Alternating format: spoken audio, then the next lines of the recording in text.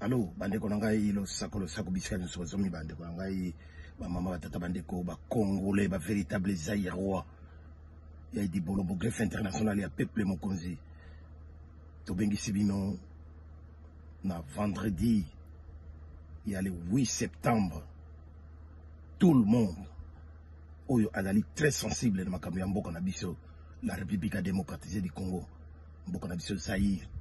Oto nyos azali très sensible na likambo ya mboka, likambo ya mabele, to bele libino, bozala batu, bozala ebele na journée wana ya vendredi le 8 septembre 2023 na Bruxelles, marche ya monene entre porte de Namur, Otobengi Matonge, jusqu'à l'ambassade de la République démocratisée du Congo, to telema elongo, to laksana batu wana, créé ma bele wana ezali ya bangote, ma bele wana ezali ya une communauté quelconque te, ma bele wana ezali ya bakoko, ya bakoko na biso, oyo ba bengami ba véritable Congolais avec la lettre A.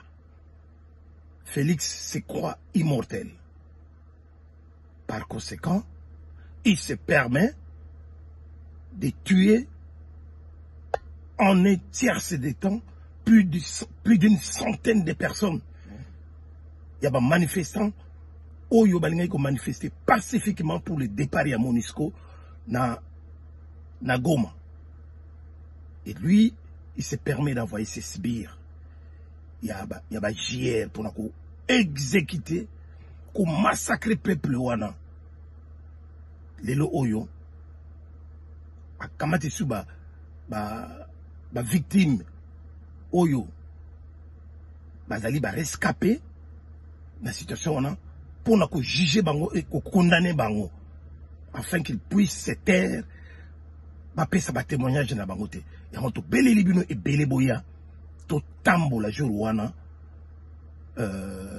to koma ti devant l'ambassade ya République démocratique du Congo poto loba tout ça la revendication pour soutenir nos frères et sœurs de Goma et de partout à l'est de la République, la République démocratisée du Congo. Voilà, on a eu quoi Sabino Bandekonangai, Bouyebi ba numéro na bisa ba téléphone pour prendre contact avec nous. Tokuta na ndenge belé, bo senga ba journée et na ba misala na bino pour to tambola ko banda porte de Namur. Ambassade ya République démocratisée du Congo. Ingeta, on est ensemble. Ingeta, partagez l'image, partagez la vidéo pour Moutounios à la saisie na date wana tukwa kutana elongo. Merci beaucoup. Ingeta, ciao.